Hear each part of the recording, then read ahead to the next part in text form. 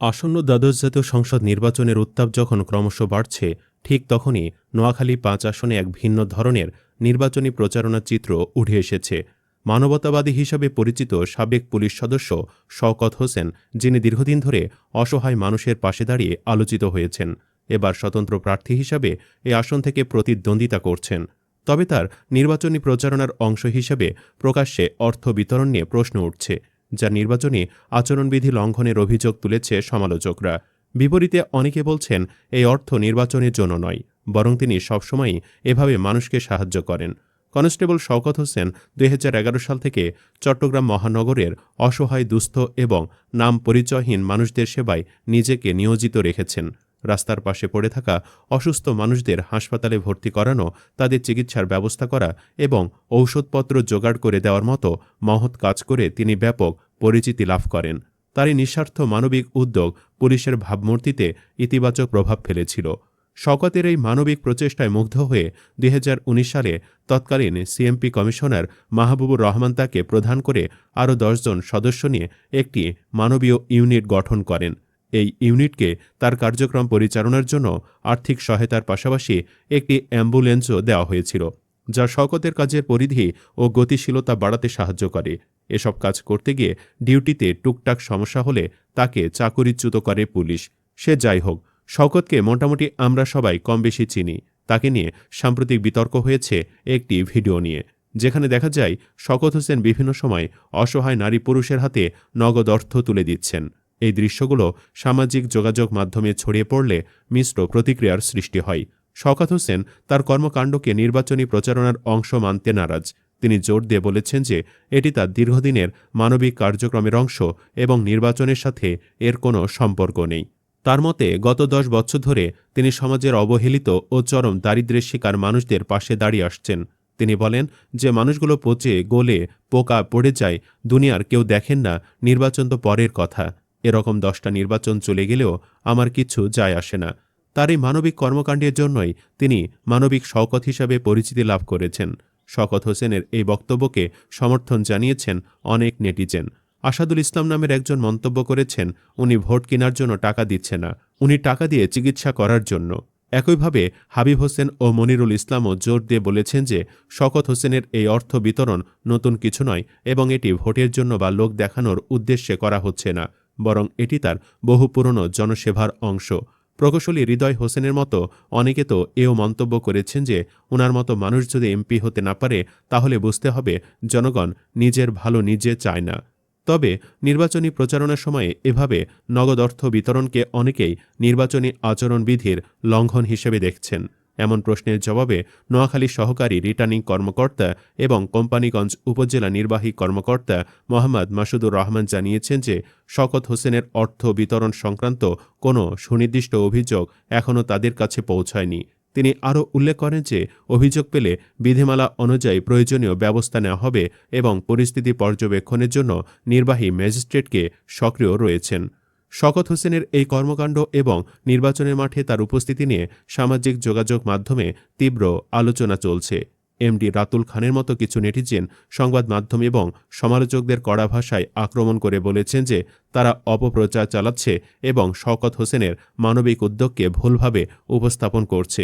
তার মতে, মিডিয়া মানুষের দালালি না করে দুর্নীতির দালালি করছে। অন্যদিকে আবু বকরের মতো কিছু সচেতন নেটিজেন একটি ভারসাম্যপূর্ণ দৃষ্টিভঙ্গি তুলে ধরেছেন। তিনি শওকত হোসেনের মানবিক উদ্যোগের প্রশংসা করে বলেছেন, উনার উদ্যোগ অনেক ভালো। যে মানুষের পাশ দিয়ে কেউ যায় না, সে মানুষগুলো সেবা করেন উনি। তবে একই সাথে তিনি স্মরণ করিয়ে দিয়েছেন যে যেহেতু শওকত হোসেন নির্বাচনের সিদ্ধান্ত নিয়েছেন, তাই তাকে অবশ্যই আচরণবিধি নিয়মও মাথায় রেখে কাজ করতে হবে। সব মিলে নোয়াখালী ৫ আসনে শওকত হোসেনের প্রার্থিতা এবং তার অর্থ বিতরণ ঘিরে একদিকে যেমন মানবিকতার জয়গান চলছে, তেমনি অন্যদিকে নির্বাচনী আচরণবিধি লঙ্ঘনের অভিযোগ এবং তার পক্ষে বিপক্ষে জনমত তৈরি হচ্ছে। এই বিতর্ক আসন্ন নির্বাচনের ফলাফলে কি প্রভাব ফেলে, সেটা এখন দেখার বিষয়।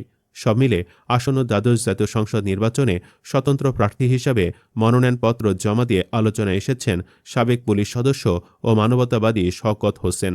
জনগণের প্রতি তার গভীর অঙ্গীকার ও সেবামূলক কর্মসূচির ঘোষণা দিয়ে তিনি বলেছেন, নির্বাচিত হলে তিনি তার সংসদ সদস্য ভাতার পুরোটাই দুস্থ মানুষের সেবায় উৎসর্গ করবেন এবং এলাকায় কোনো গৃহহীন মানুষ থাকা পর্যন্ত নিজের জন্য বাড়ি নির্মাণ করবেন না। শওকত হোসেনের দৃঢ় প্রতিজ্ঞা হল, নির্বাচিত হওয়ার পর তিনি কোনো ধরনের টেন্ডারবাজি, দুর্নীতি বা চাঁদাবাজিকে প্রশ্রয় দেবেন না। তিনি আল্লাহ এবং তার মৃত মা বাবার নামে শপথ করে বলেন, আমার এমপির ভাতার 1 টাকাও আমি আমার বাসায় নেব না। প্রতি মাসের যে সম্মানী এমপি সাহেবের বেতনটা এই 2 আসনের সবচেয়ে গরিব মানুষের মধ্যে আল্লাহকে সাক্ষী রেখে আমি সেটা দিয়ে দেব। তিনি আরও জানান, যতক্ষণ পর্যন্ত কবিরহাট ও কোম্পানিগঞ্জের কোনো মানুষ গৃহহীন থাকবে, একজন এমপি হিসাবে তিনি নিজের জন্য কোনো ঘর বানাবেন না। তার অন্যান্য জনকল্যাণমূলক প্রতিশ্রুতির মধ্যে উল্লেখযোগ্য হল বেওয়ারিশদের জন্য হাসপাতাল। স্বাধীনতার পর থেকে দেশের রাস্তাঘাটে পড়ে থাকা বেওয়ারিশ মানুষদের জন্য কোনো হাসপাতাল বা মেডিকেল কলেজ স্থাপিত হয়নি উল্লেখ করে শওকত হোসেন বলেন, তিনি নির্বাচিত হলে এই অবহেলিত মানুষদের জন্য একটি বেওয়ারিশ হাসপাতাল বা মেডিকেল কলেজ স্থাপন করে ছাড়বেন।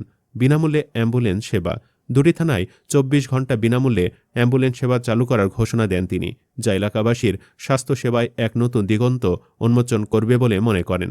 দুস্থদের জন্য বিনামূল্যের ঔষধের দোকান। তিনি জানান, প্রতিটি থানায় 2টি করে ঔষধের দোকান থাকবে, যেখান থেকে গরিব মানুষ বিনামূল্যে ঔষধ সংগ্রহ করতে পারবে। একজন এমপি চাইলে এমন 10টি দোকান স্থাপন করতে পারেন বলে তিনি উল্লেখ করেন।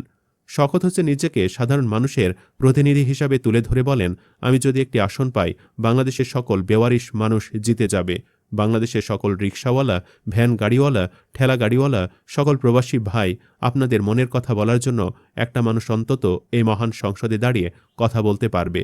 তিনি স্পষ্ট জানিয়ে দেন যে তার কোনো আত্মীয় স্বজন নেই যাকে তিনি উপজেলা চেয়ারম্যান, মেম্বার বা কাউন্সিলর হিসেবে বসানোর চেষ্টা করবেন। ফলে স্বজনপ্রীতির কোনো সুযোগ থাকবে না। ভোটারদের উদ্দেশ্যে তিনি সতর্ক বার্তা দিয়ে বলেন, 12 তারিখে আপনারা রাতের আধারে 500 টাকা খাইয়ে যাকে ভোটটা মারি দিবেন, তারা সারা বছর কষ্ট দিবে, তারা সারা বছর আপনাদেরকে জাহান্নামের আগুনে জ্বালাবে। তিনি অতীতের রাজনৈতিক নেতাদের প্রতি ইঙ্গিত করে বলেন, যারা ডিম চুরি করত তারা এখন মুরগি চুরির অপেক্ষায় থাকে। তার বিশ্বাস, জনগণ তাকে একবার সুযোগ দিলে তিনি তার কাজের মাধ্যমে নিজেকে প্রমাণ করে যাবেন। শওকত হোসেন আরও বলেন, আমি জীবন দিতে আসছি এবং তার কোনো ব্যক্তিগত হুন্ডা, গুন্ডা, পান্ডা নেই।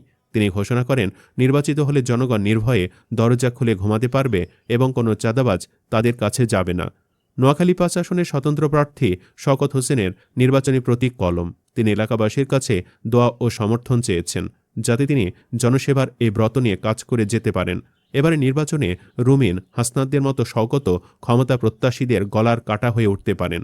তফসিল ঘোষণার আগেও এদের অনেকে দলীয় রাজনীতিতে সক্রিয় ছিলেন, কিন্তু দলীয় সমর্থন না পেয়ে কিংবা আদর্শিক কারণ দেখিয়ে দল থেকে বেরিয়ে নির্বাচন করছেন। আর শওকত রাজনীতির মাঠের মানুষ না হয়ে ভোটারদের কাছে জনপ্রিয় হয়ে উঠেছেন তাদের কাজ দিয়ে। কোনো কারচুপি না হলে তার জেতার কথা। কি বলেন আপনারা? জানাতে পারেন কমেন্টে। ধন্যবাদ।